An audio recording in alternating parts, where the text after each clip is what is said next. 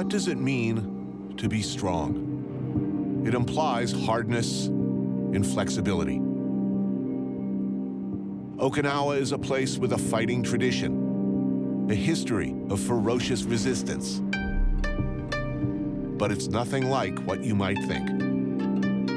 Not at all. I took a walk through this beautiful world, felt the cool rain on my shoulder, found something good in this beautiful world.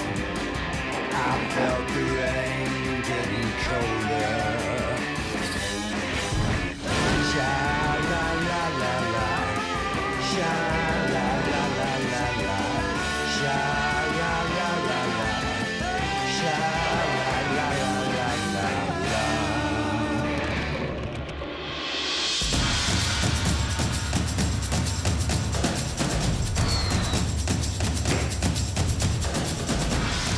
This is Okinawa, just south of mainland Japan.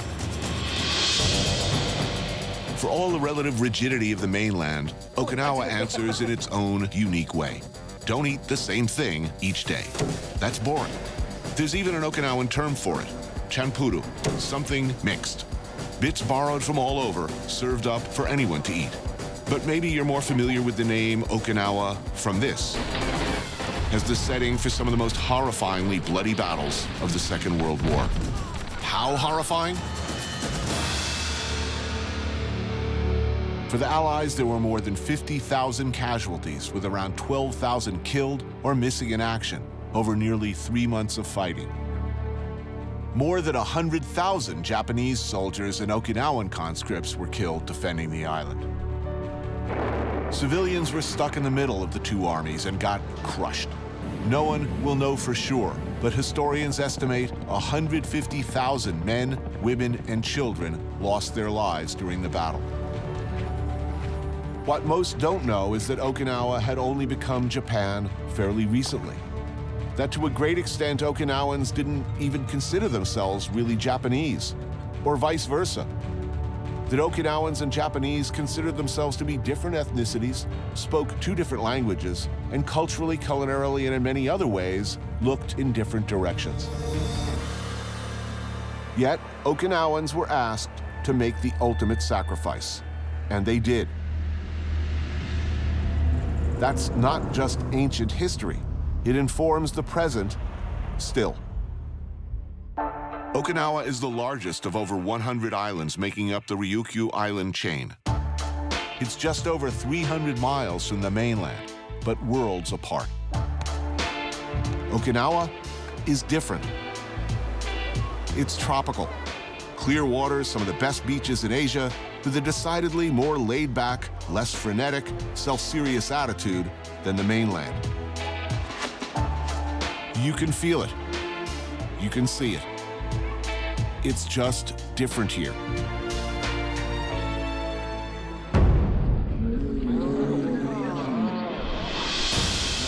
2,000 pounds of heavily muscled beef enters the arena. You could feel the ground shake under its heavy hooves. His opponent awaits. Togyo, also known as Ushizumo. Sumo, yes, but bull sumo.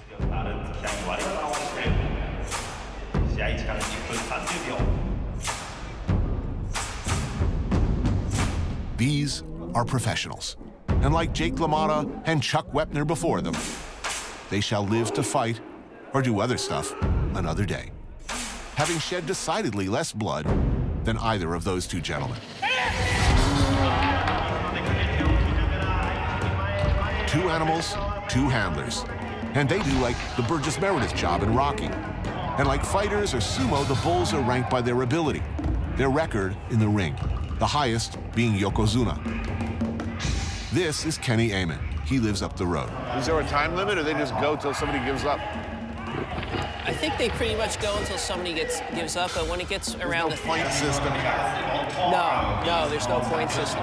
Basically, when the other one turns around and runs away, as the winner.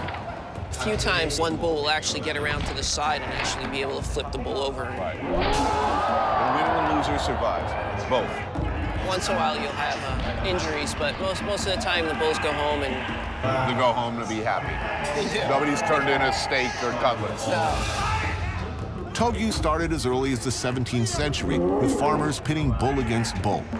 They love it in agricultural communities like this, so much so that it was briefly banned in some places because farmers were spending too much time at the fights and not enough time growing sugarcane.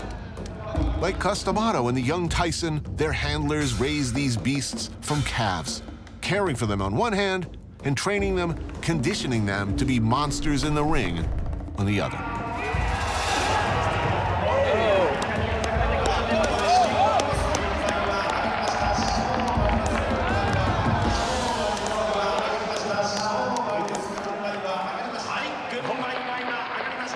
Yeah. Does one wager on this? I guess the official answer would be that gambling's illegal in Japan, but... Intermission. Time for a corn dog, some funnel cake, curly fries? No, better, much better. Yakitori, yes, they have that. But what did Okinawa do as the Okinawans do? Yakisoba. Start with pork belly, as one always should, some hacked up sausage, cabbage, carrots, fry that stuff up on the griddle, add some chukamen noodles and sauce, soy, mirin, brown sugar, vinegar, and a bit of sake. Top with seaweed powder, some pickled ginger garnish, and eat. Now. Oh, he looks impressive. Oh, yeah. Oh, he's ready to go. This guy, I think, is going to win this one. Well, we haven't seen his opponent. Oh, yeah. My money's on him.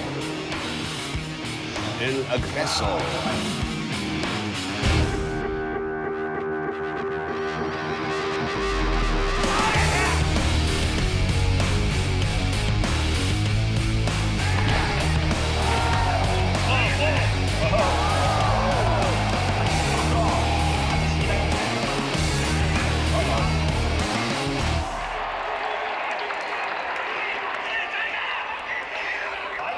Pretty decisive winner there. I'm not accusing anybody of gambling, but I see some money changing hands. He can do it, I can do it, God damn it.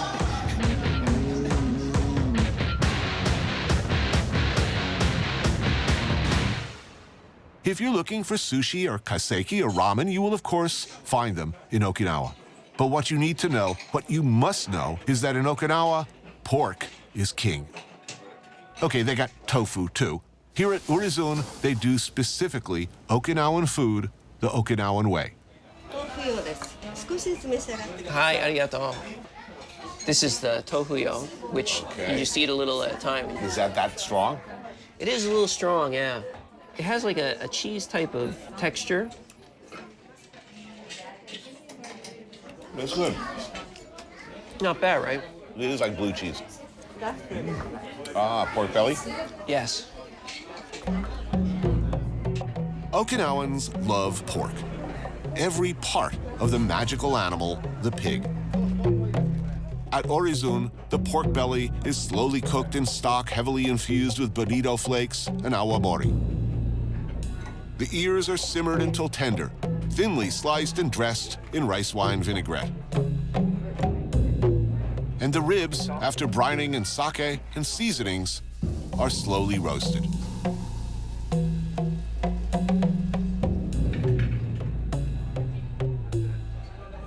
So you grew up in New Jersey. How did you find your way to Okinawa?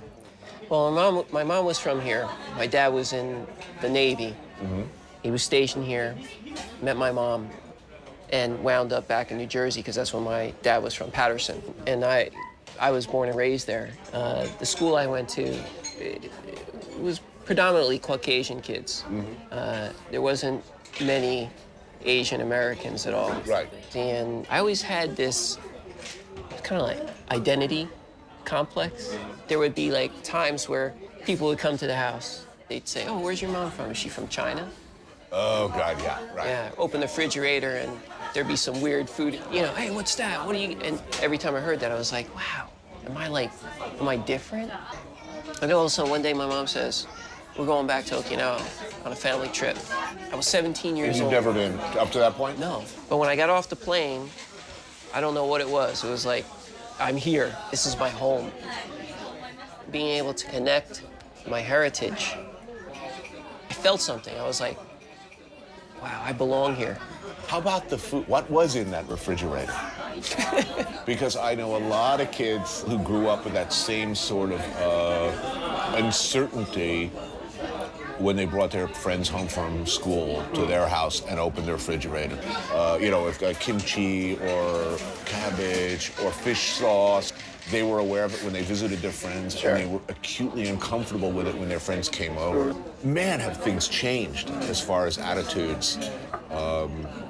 Pretty much the engine of the new American cuisine are kids with childhoods like yours. And I don't mean just what's hip, what's the next big thing.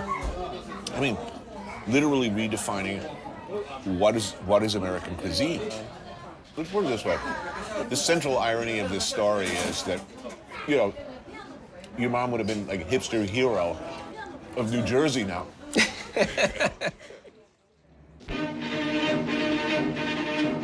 Still another American invasion in the Pacific.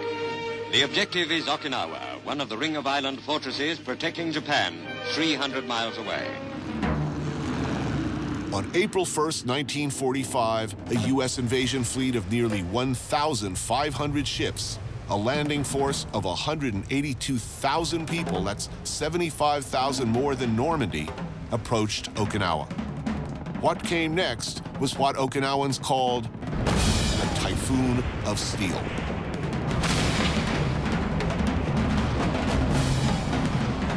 Having island hopped across the Pacific, Allied forces saw Okinawa as a key base for fleet anchorage, troop staging, and air operations for the final push into the Japanese mainland and victory.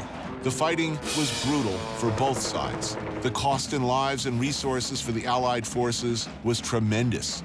And when it was over, military planners looked at the mainland, looked at what Okinawa had cost them, and projected even more appalling losses. What came next, we all know. What is not widely known is that more people died during the Battle of Okinawa than all those killed during the atomic bombings of Hiroshima and Nagasaki. From the very beginning, mainland Japanese defense preparation was only 60% when U.S. military landed on Okinawa. Right. So that they had to keep the U.S. military forces as long as possible in Okinawa so that they could prepare defense to protect mainland Japan, you know. So ever since that Battle of Okinawa, Okinawan people say we were sort of, what do you call it? Sacrifice? Yes. Mm-hmm. Masahide Ota is a former governor of Okinawa. In 1945, he was a young conscript in the Japanese Imperial Army. He fought hard and bravely against the Allies until he saw Japanese soldiers murdering Okinawans for food and water, and his faith melted away. Getoan is a private home turned restaurant, serving very traditional Okinawan dishes. In honor of their outspoken former governor, the restaurant has prepared a dish typically served to royals and VIPs in what was once the Ryukyu kingdom. It's called tundobun, after the lacquered dish the multi-bite-sized portions are presented in. That's it.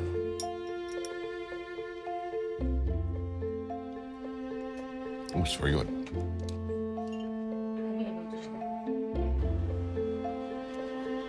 There's some squid. Swordfish wrapped in seaweed and simmered in stock and fermented sake. Dried sea snake wrapped in kombu and slow simmered. Burdock root wrapped in pork loin and slow cooked in katsuo stock. Okinawan taro, flash-fried, then dressed with sugar and soy. And pork shoulder, dredged in black sesame, then steamed.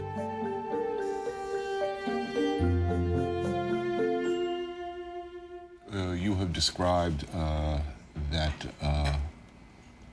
you were shocked and surprised to see the Japanese soldiers, their treatment of Okinawans was not good during the battle.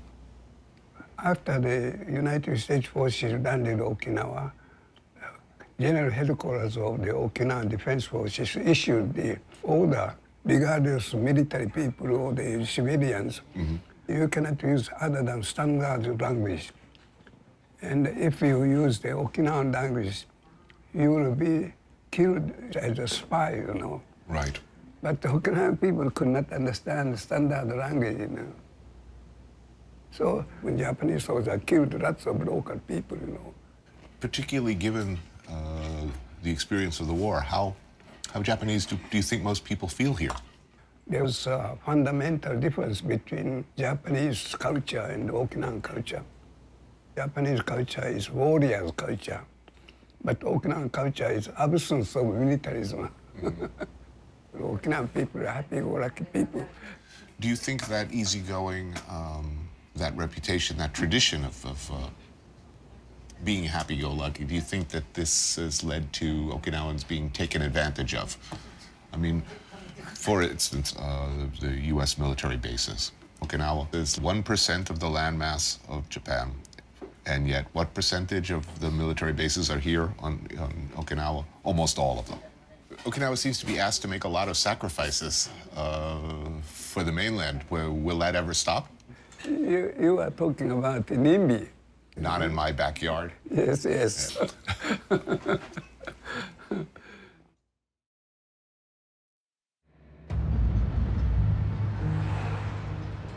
For a place with as bloody a history, Okinawa is today noticeably more laid back than the mainland.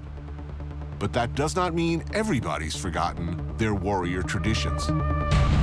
When the feudal Satsuma Empire from the mainland invaded Okinawa in 1609, they banned the carrying, manufacture, or use of weapons of any kind. The ban was later reinforced in 1879 when Japan formally annexed the island. It is believed that these prohibitions led directly to the development of a new style of martial art, indisputably born in Okinawa, karate, or empty hands technique.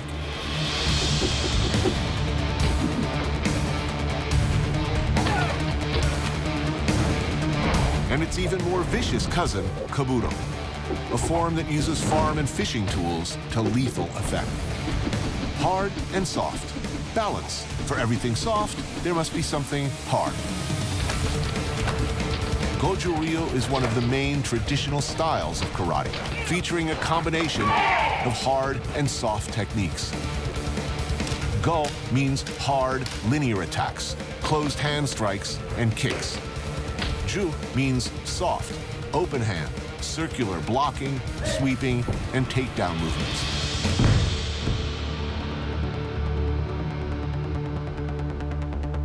Sensei Tetsuhiro Hokama is a legendary master of Goju-ryu. People come from all over the world to study at his dojo, and the training they get is hardcore.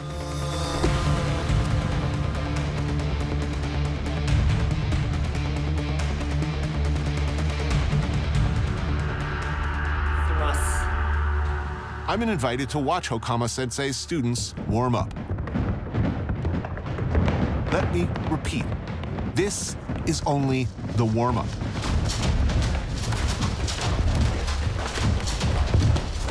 That does not look like fun.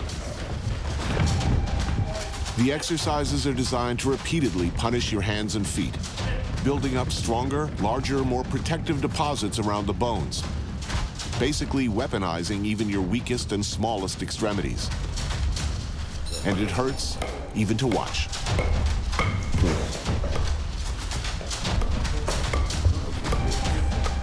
It's bad. It's bad.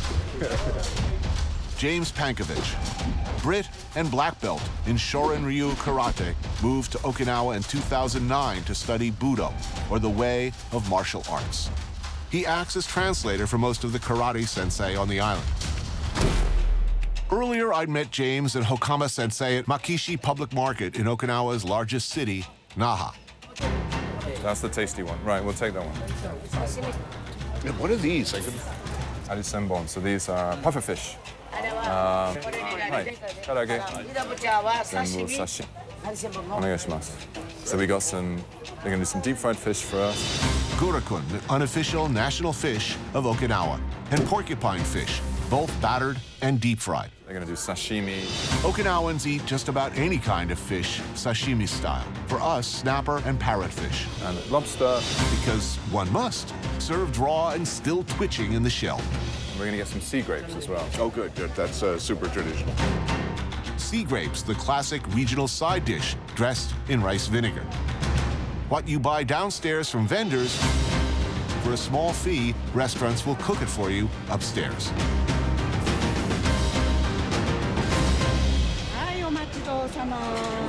Wow. Oh my God. Happy. Wow. Sugoi. So Okinawa's most famous export, perhaps, is karate. When most of us think of karate, we think of striking exclusively. Is that an accurate representation of what you're doing? The basis of Okinawan karate is that it was used primarily as a defensive art. In other words, being able to, control and subdue the opponent. Usually, if you could, in a humane way, but then if you had to finish them, then you had the ability to finish them. The striking is important, but a lot of the technique is not about striking, it's about submission techniques. Some of that is to do with kyusho, so attacking nerve points. And Hokama sensei in particular is extremely skilled at dealing with, bigger, stronger opponents. Human engineering, very important. Point, point, point, point, point, point, point, point, point. Then this point attack to fingers. No knuckle, open. The demonstration of Hokama sensei's open hand kyushu technique becomes a little too real for my taste. Human engineering. With a terrifying logic, one attacks the weak point. All I know how to do in this situation, by the way, is pull guard and look for something to choke or lock. Nope. Apparently, they don't know what tapping out means here because I was tapping like Western goddamn Union. I thought he was gonna push that 71-year-old finger right into my brain pan. There was a saying in the old days that if there was a fight happening somewhere in town, people would go and have a look, and they'd say, are they fighting with fists or open hands? And if they were fighting with fists, they'd say, oh, don't bother, it's an amateur fight. If they were fighting with open hands, then they knew they were masters.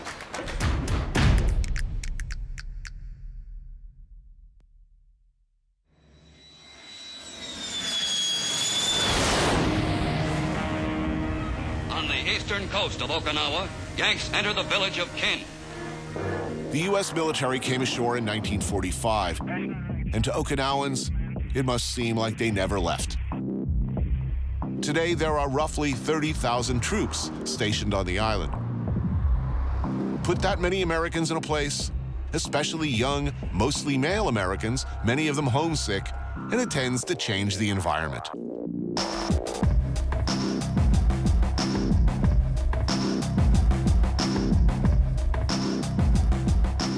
Kin Town, just outside of Naha, right by Camp Hansen, one of the larger bases. The Yanks have fought inch by inch to conquer this island. Kin is a small slice of Americana, both the mainstream America and its dark underbelly. The Okinawans have made the kind of adjustments that people do when saddled with neighbors like thousands of Marines, and sometime in the 80s, adjusted food as we knew it to this, a mutant classic, taco rice. Taco and rice. That's taco rice. Wow. Wow, it's big.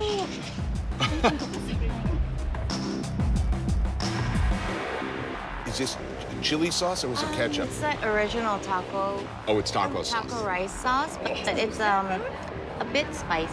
Oh, good. But not super spicy. Vivian Takushi has lived in both the U.S. and Okinawa, and her aunt, Sumiko, an entertainer who began singing in American bases after the war. Wow, that's good. There are dueling claims as to how taco rice might have morphed into existence, but Saori Shimabukuro is certain. In the 1980s, American servicemen introduced the standard taco to Okinawans, and her grandfather, Matsugiyo Gibo, decided to tweak them, dumping the fillings straight onto rice for the late-night crowd of Marines coming back from the bars. This unholy, greasy, starchy, probably really unhealthy delight, a booze mop turned classic, caught on big time for both Americans missing home and locals. So I consider myself a pretty pro-military guy, but why are the Marines here?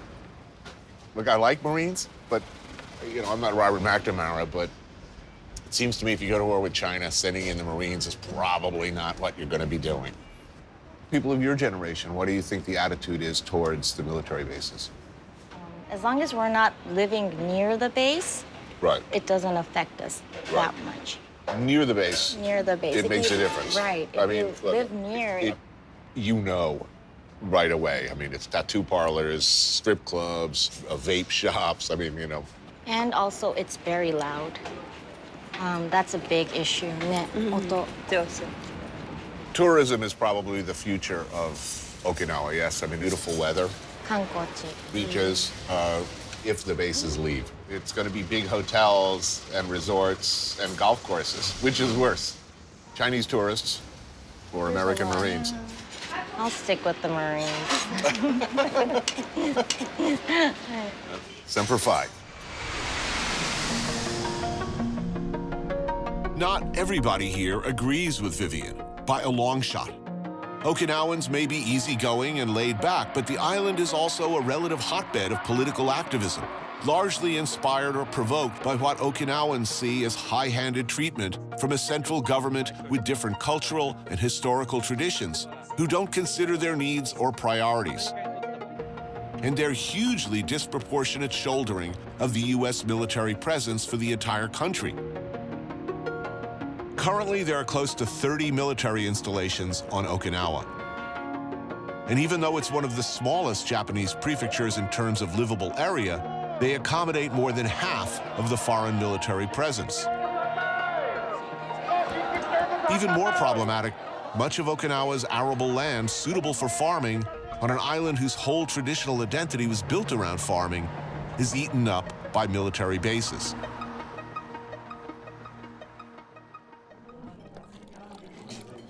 The military base issue, is this more important for older people or younger people? Well, it's for the older people. It's for the older people. Yes. So when you actually go to a place where they have a protest going on, I would say over 80% of the people are all retired person. Why do you think that is? And then this is only my opinion, but Japanese Imperial Army did a lot of brutal stuff on this island, and war never ended for some people. And the feelings that they got suppressed, all of a sudden, after they retire, they kind of burst, and they want to kind of act out. This is Keiji Yoda. He's an Okinawan farmer. And this is Nishimachi, a small noodle shop that bears only the owner's name and serves only Okinawan-style soba. Pork belly or ribs is the meat, the broth a mix of fish, chicken, pork, and vegetable stocks. Okinawan soba differs greatly from what we know from the mainland. They use wheat noodles instead of buckwheat, a nod perhaps to the spaghetti-eating Marines they lived with all these years. Garnishes are spring onion, fish cake, and slices of omelet. Add your pickled ginger and togarashi hot sauce, and hoorah! It seems the anti-base sentiment also coincide with an anti-central government sentiment. You do bear a hugely disproportionate burden of bases. Isn't some activism called for here? I think the young generation should decide what to do for our future instead of the old people just fighting for their beliefs. To me, I really feel a strong need to forgive and then forget and then move on. Long before the war, the Americans arrived. Long before the Satsuma invaded from the mainland, Okinawa was a kingdom, the Ryukyu Kingdom. A prosperous and peaceful island chain with no standing army. They were farmers, traders, and necessarily diplomats, whose eyes more often than not looked west to China rather than to the more isolated mainland. While Japan, as it existed then, was isolationist, racially and ethnically, culturally, and in every other way, the Ryukyu Kingdom was not. They were more open, more multicultural, more used to and predisposed to dealing with the outside world and its influences. Today, just a short ferry ride from the main island, a sense, a feeling of that long-gone empire remains.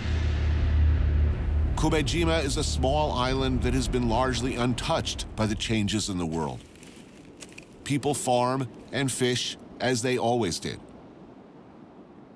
The war never came here. This is Bunshiro Nagame and Yohina Tomohiro, Kumejima residents and friends of James. No, they didn't. They suffered very little damage in the war. And no military bases. No American presence. 基地がないでしょうね。いや、ありました。あります。今72年まで。Well, up until 72, there was an American base. There was. 日本復帰した時に、But then in 72, on the reversion, the base was taken away. Now nothing. 今はないでしょう。今はない。今は自衛隊の。Only the Japanese self-defense forces now. What do people do here? Agriculture? Growing sugarcane. I saw. Tourism. で、これ、指。Fishing. Fishing. これ。Have there been attempts to develop here, and have the locals been able to resist that impulse? 普通にあんまり欲張ってないんですよ、皆さん。She's saying on Kumejima they have rich lives. They have everything they need. They have produce from the land, from the sea. They don't need much else. I've been invited to a beach barbecue, Kumejima style.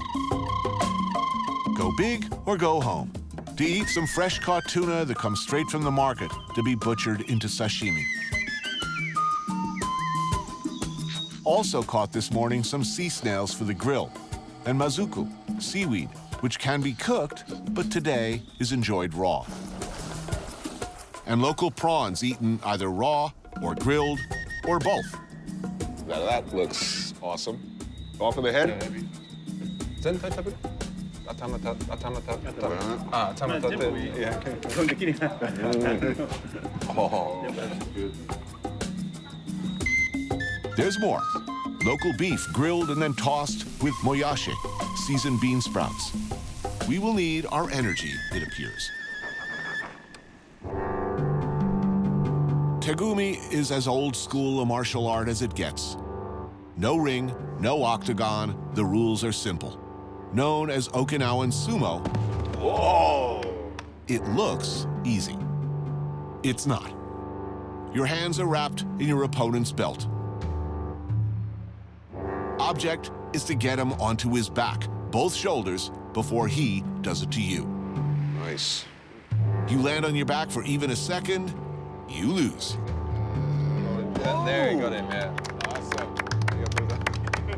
Would you like to try? Try it.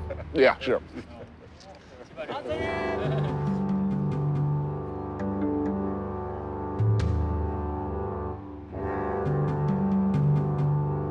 Chivario.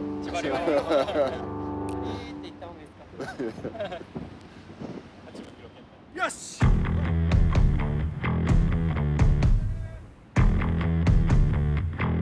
Go on, Tony. Chivario.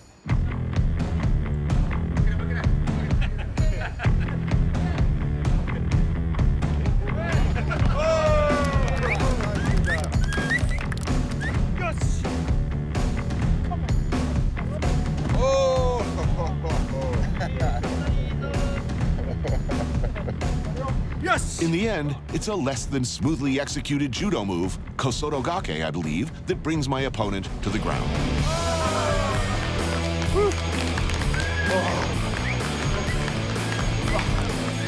Thank you for going easy on me. Awesome.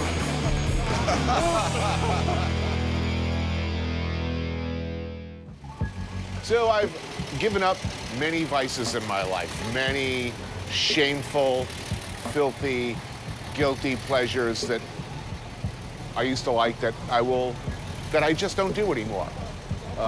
Cocaine, heroin, prostitutes, the musical stylings of Steven Tyler. I put aside these childish things, as it were, in favor of a newer, more mature me. But there is one shameful secret. One thing I just can't give up. One thing I keep coming back to every time I come back to Japan. One thing that still has an unholy grip on me for no reason that I can gather. It's the convenience store, formerly of near Akron, Ohio, that mutated into a massive Japanese chain. Behold, the wonder that is Lawson. What is it exactly about this place that's got its tentacles so deep into my heart and my soul?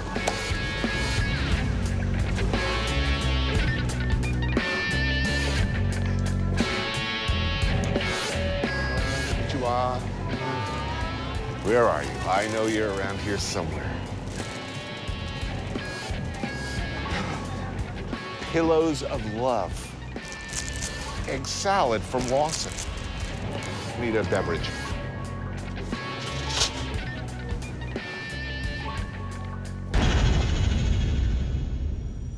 Pillows of Love.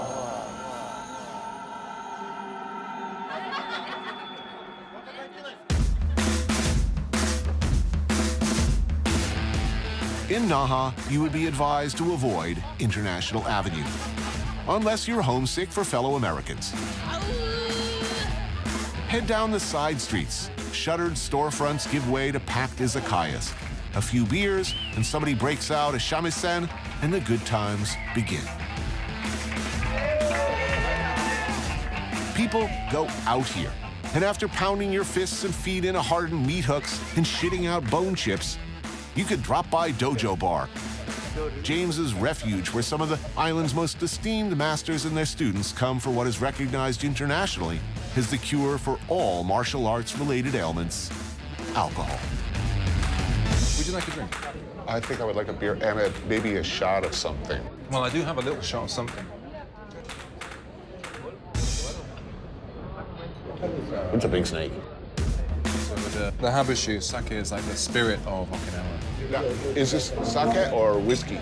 This is sake. This is Okinawan sake called awamori. So like mainland Japanese sake, but then they distill it like whiskey. So it becomes stronger, but also now it'll age.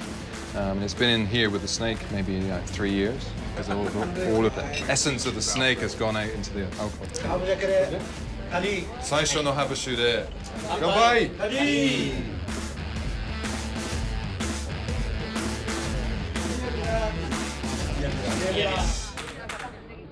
There seems to be a conflict of interest here. You train karate very seriously. Yeah. I mean, should you people be drinking? This is what I'm asking. Where is the point of diminishing returns?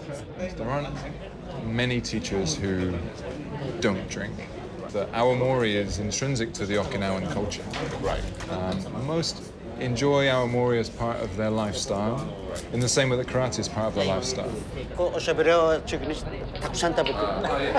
They're saying, please eat. Let's talk in more eating. Well done. Sashimi of, well, let's just say it's an animal you like. This is horse meat. Horse. All right. Thank you.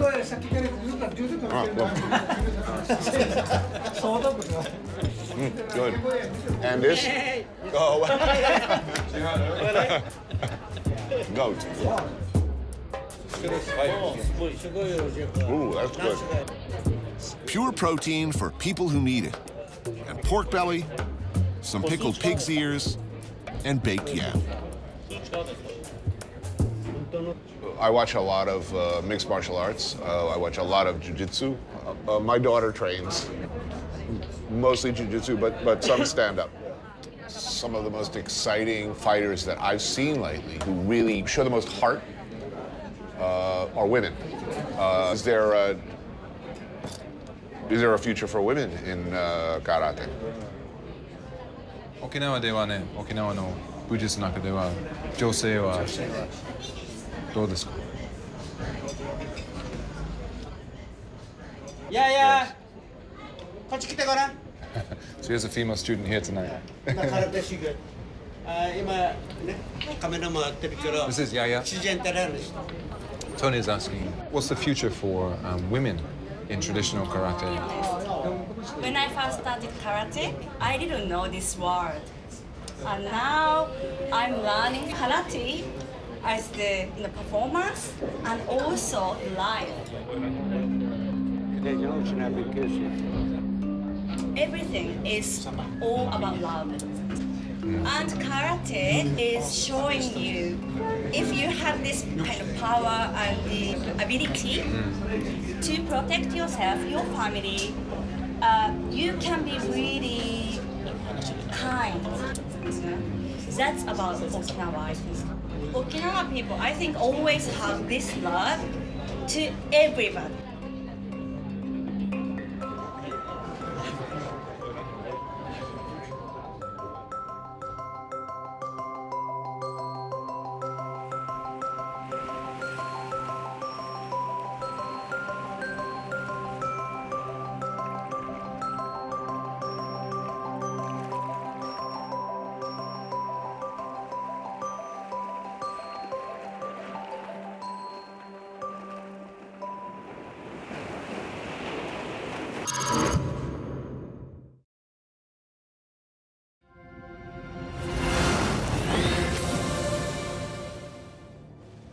Good evening, my fellow citizens. This government, as promised, has maintained the closest surveillance of the Soviet military buildup on the island of Cuba. This is the Cuba I grew up with. Mankind teeters precariously on the brink of a thermonuclear war. The missile crisis. Duck and cover. Hide under your desk, kids. Cover yourselves with wet newspaper, because we're all gonna die. The flames of crisis burn far stronger, fed and fanned by the bitter tirades of Fidel Castro. And this guy, always in the fatigues, underlining with every appearance that we were two nations in a never-ending state of war.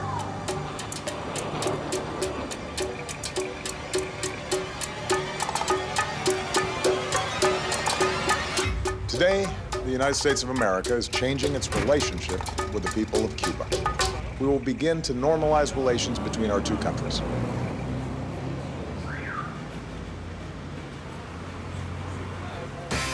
I took a walk through this beautiful world.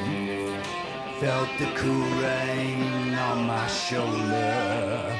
Found something good in this beautiful world. I felt the rain getting colder. Sha la la la la, sha la la la la la, sha la la la la, sha la la la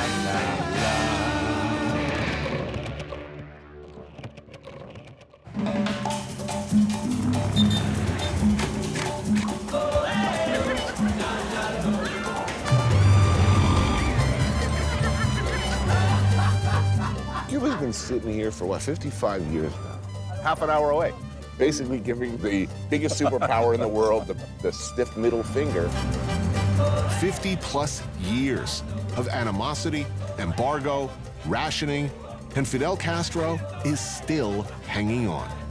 But recently, there are powerful indications that everything is about to change. We are at Jaimanita, a little fishing town. This place is called Casa Santi, owned by two brothers that go out and fish every morning, bring fresh seafood. Okay, humble fishing village, traditional fishing family. Yes. We're about to eat sushi. What's going on in this country, man? Things are changing, Anthony. What can I say?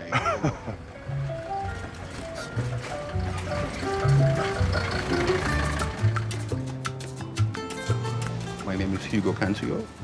I was born in Cuba.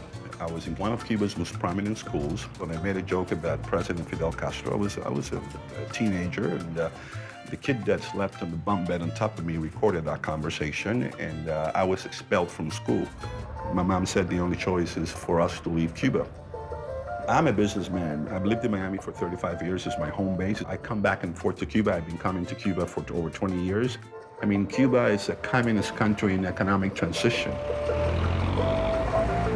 You know, since Raul Castro allowed Cubans to establish more businesses, there are people that are making money. There are people that have created a tremendous amount of wealth. People with family connections to the States, people tied to the exploding tourist industry, small business owners, taxi drivers, people operating in ever-changing gray areas of what is permissible. How's it work right now? If you're Cuban, you can sell your property to another Cuban. From Cuba. And that's what's happening right now. A lot of Cuban Americans and a lot of Cubans living abroad are now coming back and through relatives are buying property.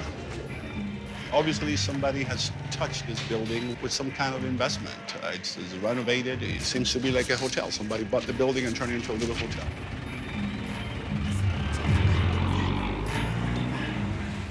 However you feel about the government, however you feel about the last 55 years, there aren't many places in the world that look like this. I mean, it's utterly enchanting. It's very seductive. There is no doubt in my mind that somewhere in the offices of like the Four Seasons hotel chain, they're looking at the seafront and thinking, you know, one of these days, you know, and cruise ships, you know, what happens then? Well, look, is this inevitable march of progress? Am I being a snob? No, you're being very realistic, and that's the concern of most Cubans. I wouldn't mind seeing one or two Starbucks around Havana, but I'm hoping that we don't go back to 1958, where the majority of Cuban companies were owned by American corporations. Right.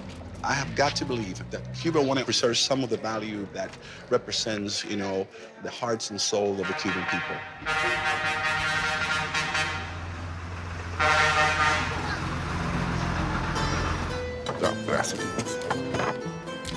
Last time I was in Havana, a meal at a paladar would have been rice and beans. Now, sushi, a certain sign of impending apocalypse. That's good. Yeah. 10 years ago, this restaurant would have never been allowed, not only because private businesses were not allowed, but the external influence that you're seeing. Remember, this is a country where chewing gum or listening to the Beatles were prohibited. I don't think we all need to have Twitter every day. I mean, one of the things I love about coming to Cuba is the fact that I could put my iPhone away. Who cares? Look what we have around us. And I hope that Cubans, as they continue to have access to free information, they will still want to preserve these family times.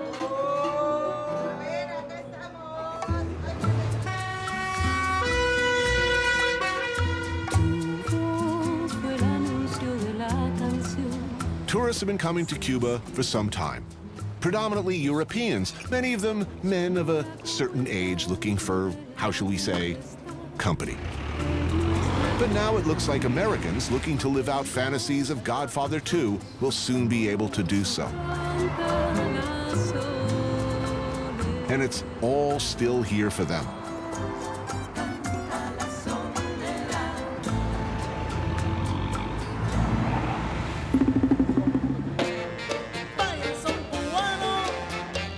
But there's new stuff, too. This is certainly new. Fábrica de Arte, the hottest spot in Havana. A nightclub, performance space, art gallery, highlighting artists, musicians, and DJs from around the world. Questlove is scheduled to DJ here tomorrow night. It's like a big bag when all the art can fit inside. What is going on here? I ask Inti Herrera and Ex Alfonso, two of the young entrepreneurs behind the place. Nothing like this ever existed before. Did the Government Bureau of Arts help you? We have, at the beginning, we have subsidies from the Ministry of Culture. Even the building, we asked for the building because it was abandoned for 30 years. The place is very popular. Right now, yes. Who comes here? It's people that love art, but at the same time, it's very diverse. It attracts a once unthinkable mix of foreigners and locals and enjoys the actual support of the government, without whom, of course, it couldn't exist. Our chef here, Lisette, is part of the art world, you know, here. A ceviche of dogfish with pickled vegetables. Loin of pork, pan-seared with yucca, and a riff on a traditional orange sauce with garlic and coriander. Good. Very good. What do you think's going to happen when the door opens and you've got hundreds of thousands of Americans flooding here, looking desperately to spend money on anything Cuban? I don't know, man. We are a small country, no? We have to adapt to new things, but I think it's a good challenge. I guess I'm asking, how do you keep it real when you'll all probably be millionaires in a few years? Us? Yeah. You think so? Yeah. Y no es el objetivo nuestro hacer millonarios. It's not our goal in life, but that's... Doesn't matter. Yeah, it doesn't matter. We're gonna have more factories. More factories.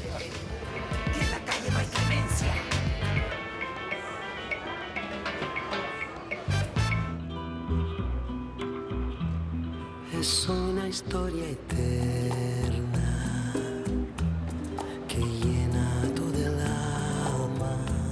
Havana still looks like you want it to look.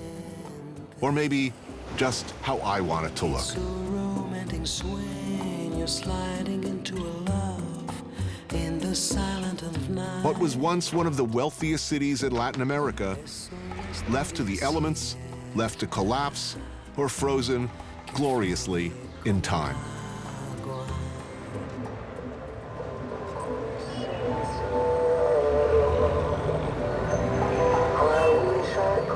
In fits and starts, Cuba is changing. But it's not sugar or rum or tobacco or casino gambling that is the new god. It's tourism.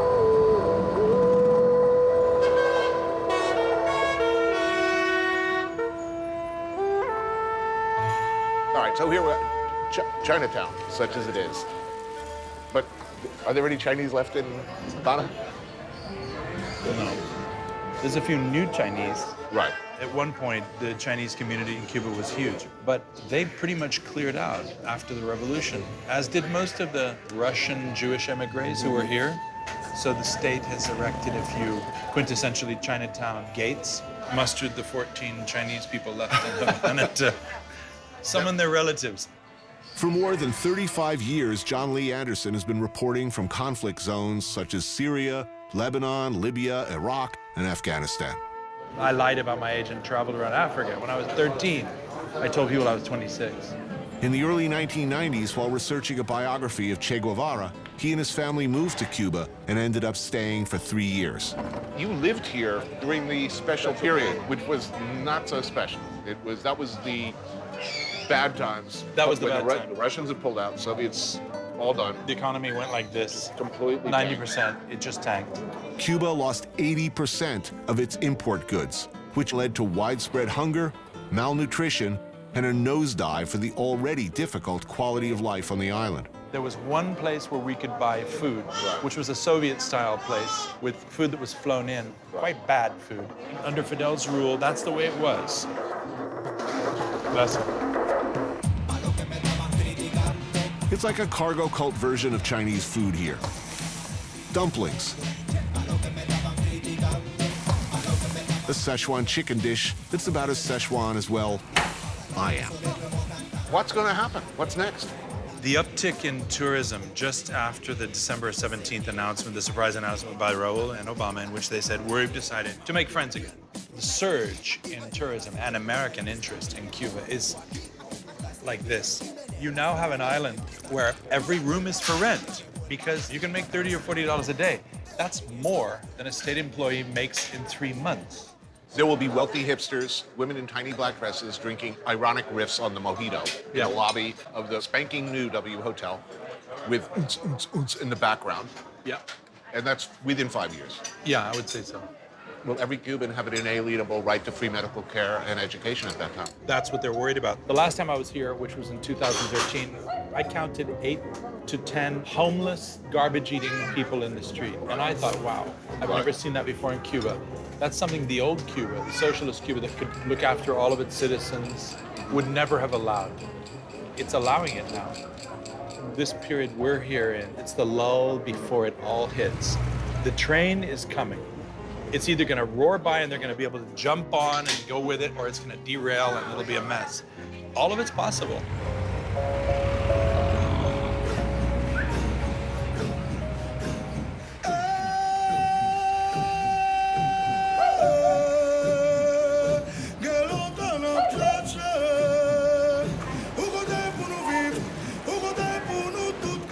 You see me? Pregúntale si quiere probar el arroz para que me diga cómo está. Yeah, my mom is asking me if you would like to taste the rice. Oh, it's fantastic. Like a lot of Cubans, Yosemi Rodriguez lives in the same working-class neighborhood where she was born. I live with my mom, my sister, and my niece. Of course, I would like to have my own bedroom, but there are people who don't even have a house. You were a translator, is that correct? And you are now a journalist?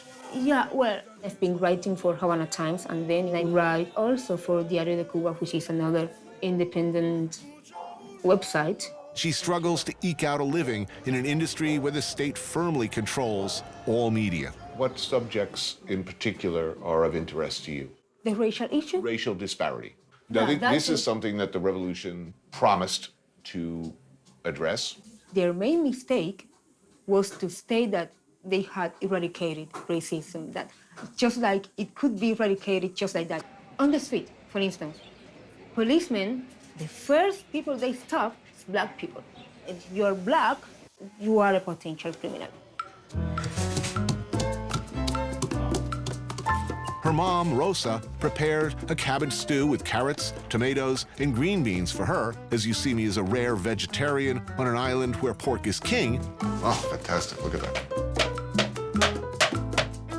And for us, pork marinated in garlic, onion, and sour orange. Please tell your mom it's superb, really excellent. Mami, sé que está bueno. Está muy bueno, sí. Thank you. You have a very highly educated public here, one of the most literate nations on earth. That's funny. We are highly educated, as you said, but we are behind concerning internet and all that stuff. Most of us have access to only the official media, the official newspaper. If internet comes, and I think the government is trying to delay it, if that comes, many things will change. People will have access to different points of view. And I don't think our government wants that. If everything goes well, what will Havana be like? What will this neighborhood be like in 5 years? You know, having a prosperous society doesn't guarantee that it is the same for everyone. You know, you see these people who have been able to use opportunities to open businesses, to open successful restaurants. Those opportunities are there, but I cannot use them because I don't have money. I don't think it is possible to have a perfect society, but I think it is possible to try. How you like the food? Oh, it's delicious, really good. Thank you.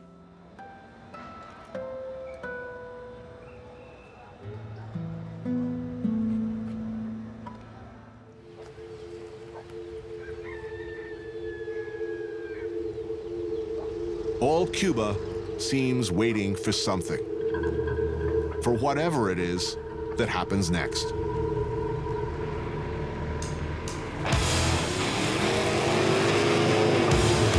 Today, that's the roar of Detroit's finest, circa 1959 and before, of course. American dream machines tricked out, babied, pampered, jury-rigged, or simply held together with duct tape and baling wire.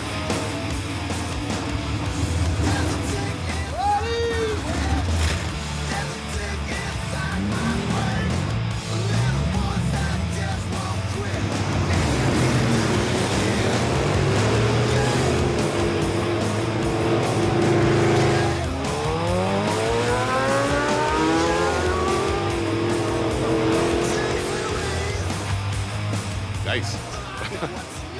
What's under the hood? Motores americanos V8 cilindros.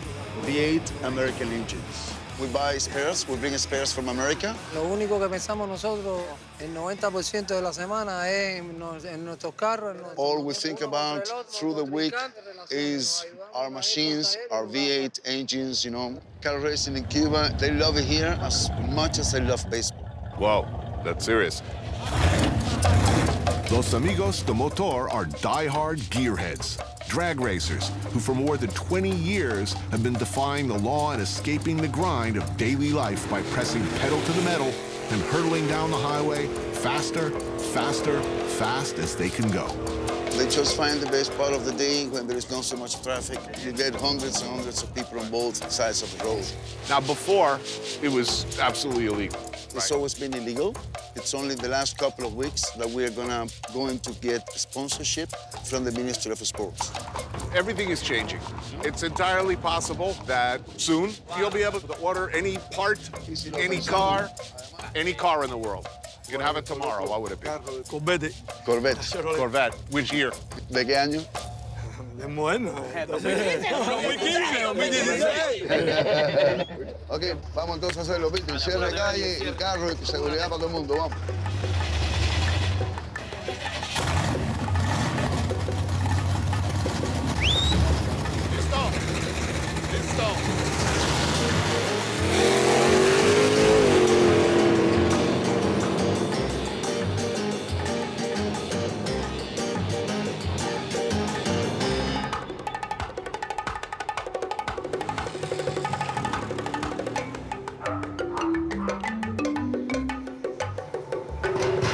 This piece, a lunar picnic, is only to be seen at night. The grills are painted with this fluorescent painting. It's very surrealistic. It's a weird sensation. It's like make you hungry somehow. Along with his creative partner, Marco Castillo, Dago Rodriguez is half of Los Carpinteros, an artistic entity whose work is shown and collected all over the world. Every single project is a different thing. You have a different technology to fabricate and to develop. Los Carpinteros have managed to stay in the government's good graces by wryly using irony to make their points. In the brutally competitive and capricious contemporary art world outside of Cuba, they are stars. They make a lot of money, but they always return home to Havana.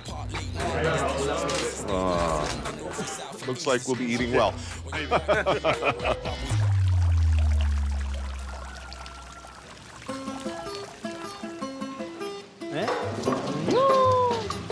Perfecto. Tonight, it's a party in Dago's backyard.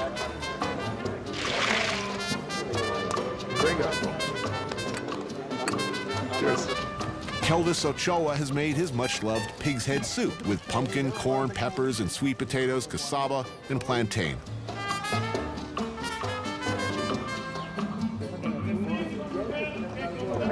I saw somebody's house. It was just an ordinary home, but they'd created their own fast food franchise and made it look as if it was part of a chain. It was like, you know, Mr. Burger or something like this. This place can be a paradise for fast food, no? I hope they don't come here soon. Yeah, well, this is my biggest fear, is that there will be a big glass box of a W Hotel and to start seeing Starbucks and Victoria's Secret and, you know, all of the people who make every place look the same. It would be awful. Yeah, but we have a 50-year lack of money. Right.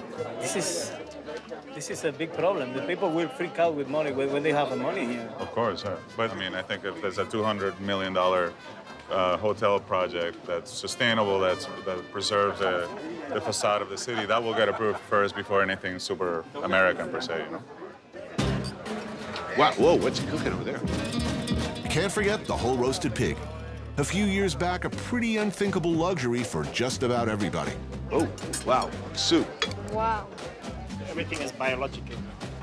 Organic, They have no money. They have no Yes, money for yes. Not the pesticides and the hormones yet. Ooh, wow. And tamales steamed in the broth from the pig's head soup.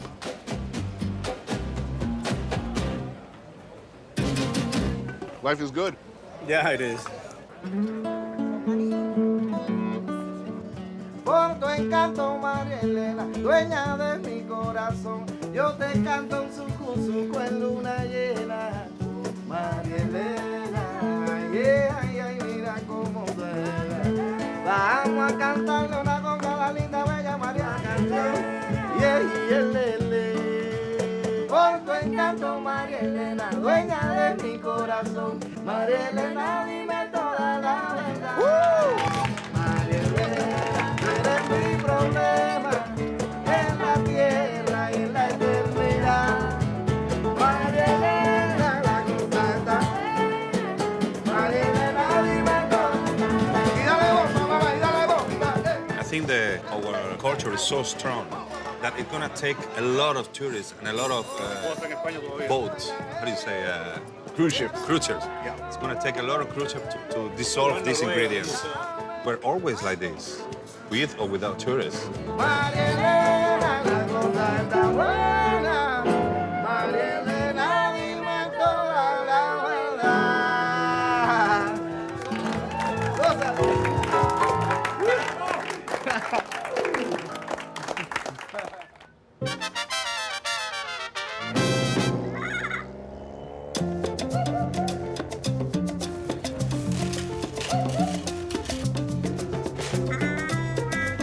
This is a typical street of this neighborhood. Houses of wood, houses of concrete. The street is not in good condition. Here was the bus station. It's not a bus station anymore. Now it's a building, it's a monument of the past. Mantilla is a suburb of Havana, home to one of Cuba's most celebrated writers. Mi nombre es Leonardo Padura, soy escritor y estamos en la casa donde he vivido toda mi vida. Existen muchas líneas en la realidad cubana que aparentemente no pueden traspasarse.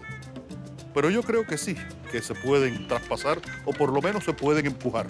Author of the internationally successful Mario Conde detective series, Padura has been able to portray the daily struggles, the absurdities of life in Cuba.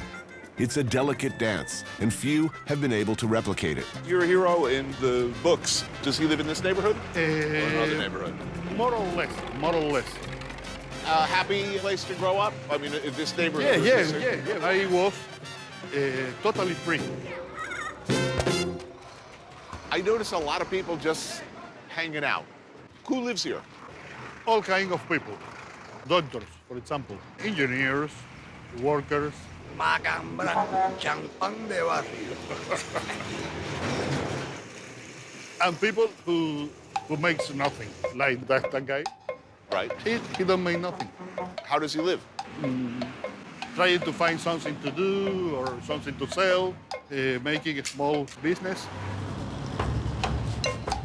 Cafeteria a la Barbecue is only one example of a booming do-it-yourself service industry.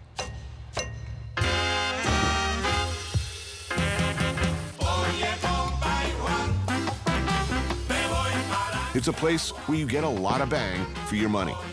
Nothing fancy, just delicious. Gracias. Fried pork, plantains, and the kind of silky, deeply satisfying beans that dreams are made of. This is good. Good beans. Yeah. You've never had a book blacklisted or banned in Cuba? Fortunately, no. Have you been able to say everything that you wanted to say? I try to be the most honest writer that I can be, and I think that I had said all that I can say.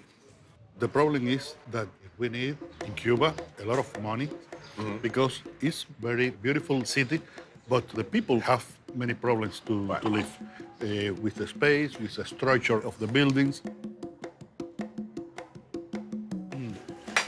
For dessert, awesome. flan, cooked in a cut-down beer can. Thank you. You're a successful author. You've been around the world. You've traveled.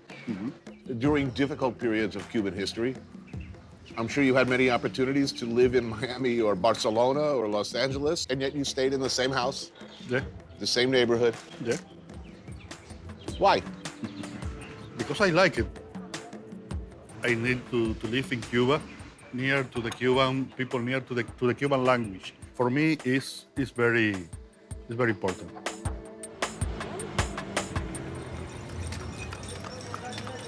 Yes, the future is here. But the past, too, is everywhere.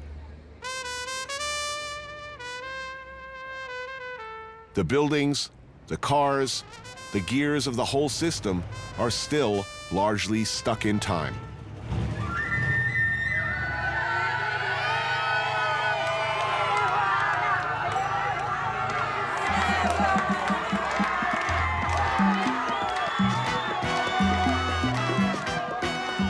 Mi nombre es Juana Bacallao, Juana la Cubana.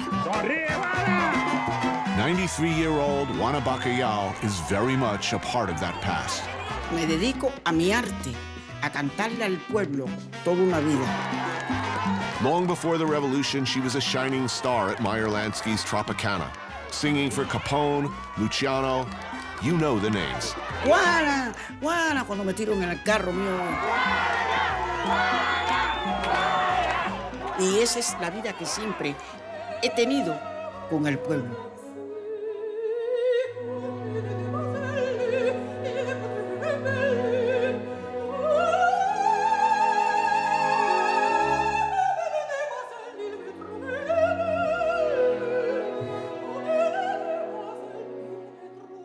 Yo voy al escenario todos los días a las 12 de la noche con mi orquesta.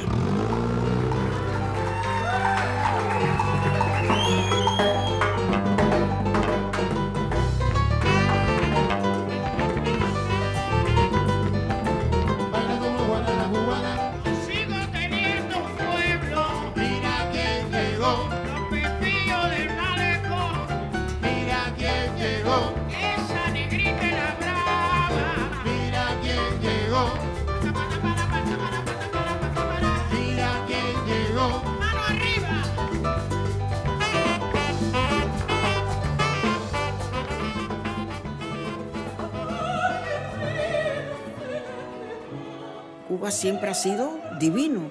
Es una fuente maravillosa de amigos que me quieren todo el pueblo. Mientras que hay salud se canta y eso.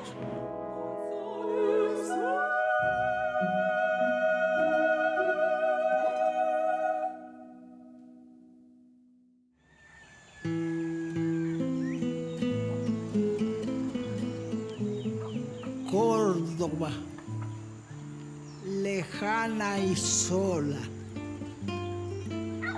jaca negra. Cuba is not Havana. It's a bigger country than you might imagine. And the road to Santiago de Cuba, the country's second largest city, takes you 12 hours on their less than modern highway system. Along the way, you see agrarian Cuba, the country in which most Cubans lived pre-revolution. Santiago, Santiago, hoy en Santiago.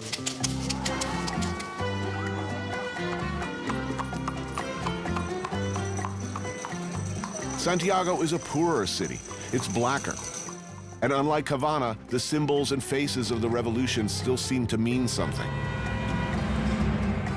These brutalist prefab workers' housing complexes are everywhere here. And at first glance, hell, at second glance, they look like something you'd house animals in. But for many, previously living even poorer, harsher lives in the countryside, these offered something new. Each group of buildings came with a doctor, a school. Still, they look about as grim can be.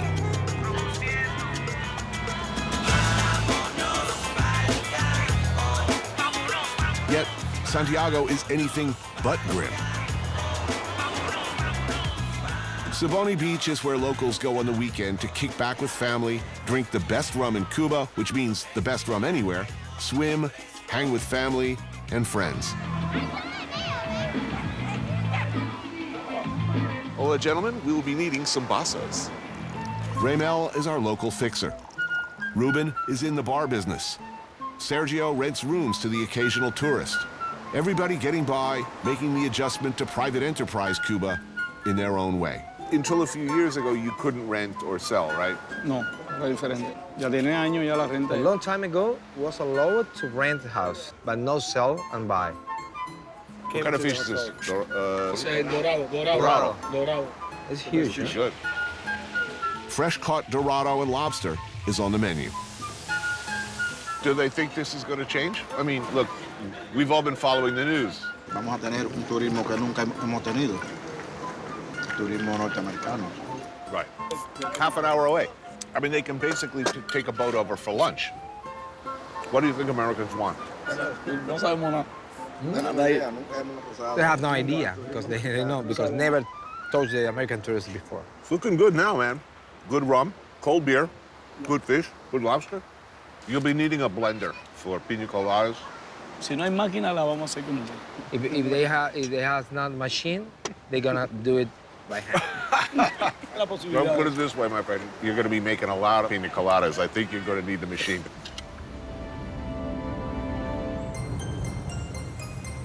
No hay pierna, hay costilla. Fumigando insectos. Y a la music, el académico. No se maten más. TNT, la resistencia. Hace boom, boom, boom, mi latido en tu conciencia. Nighttime is party time, where everybody, it appears, at least from when I was there, hit the streets. Mom, dad, sis, even grandma get, well, crazy.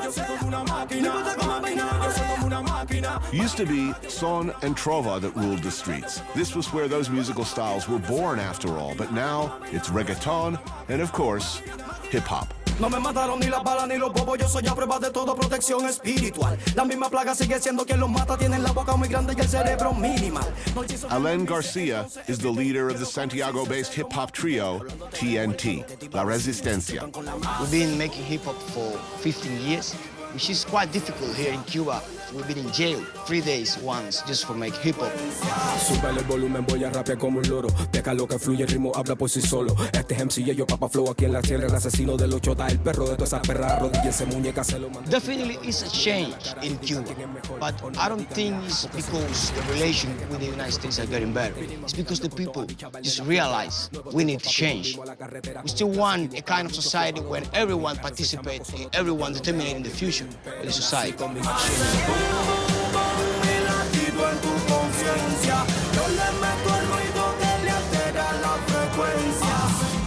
So, born and bred, Santiago, where the good rum comes from.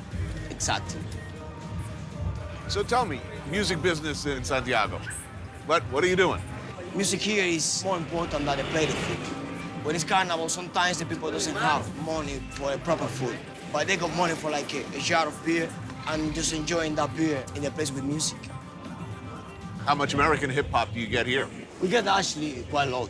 This is my friends. If someone came from outside, that one passed to me and I passed to my friends, and that's it. It's hand by hand work. In the beginnings, in the 90s, we started making hip-hop here. And we get a lot of troubles. Hip-hop came from the States. They're like everlasting enemy of the revolution. Right. So you're making a music, a protest music. Right. So we've been a couple times in jail, just for songs. So now you can make money performing? Yeah. You can maybe make money selling... CDs in the streets. But actually right now, more possibilities are coming. When the opportunity to like promote the music, when the opportunity to have access to internet, free access, I mean. That's gonna be the biggest thing. Yeah. If you want to spend your holidays properly in Cuba, just come down to Santiago. All right. We got a couple things to show to the world. Cheers, man. Cheers, man. Go Santiago. Hace boom, boom, boom, mi latido en tu conciencia. Lírica y estilo, concepto de resistencia.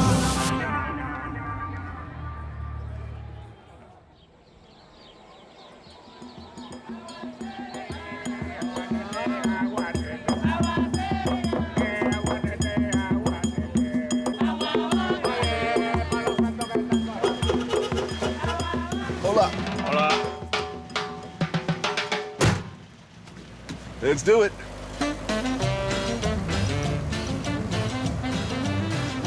Hi, I'm Tony. My name is George. How long have you been driving a taxi? For more than 20 years. Mostly Cubans or tourists? No, tourists, most of them Spanish, Italy, even people from Canada, a lot of Canadian people.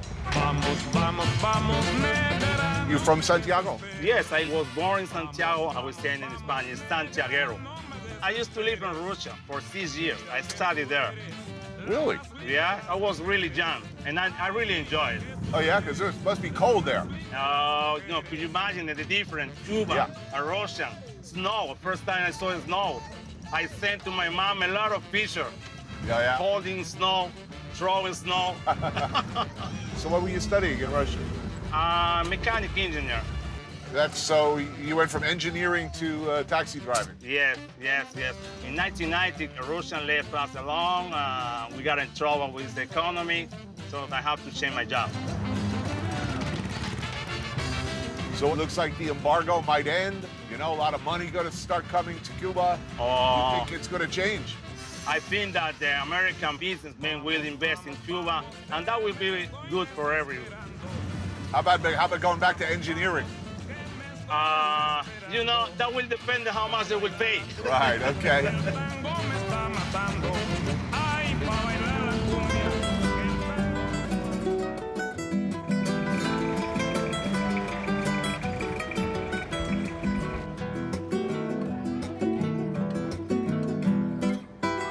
What next for Cuba? Something is coming. It will come from out there, but also from within Cuba. It's already happening. But what is it? Everybody knows, everybody can feel it.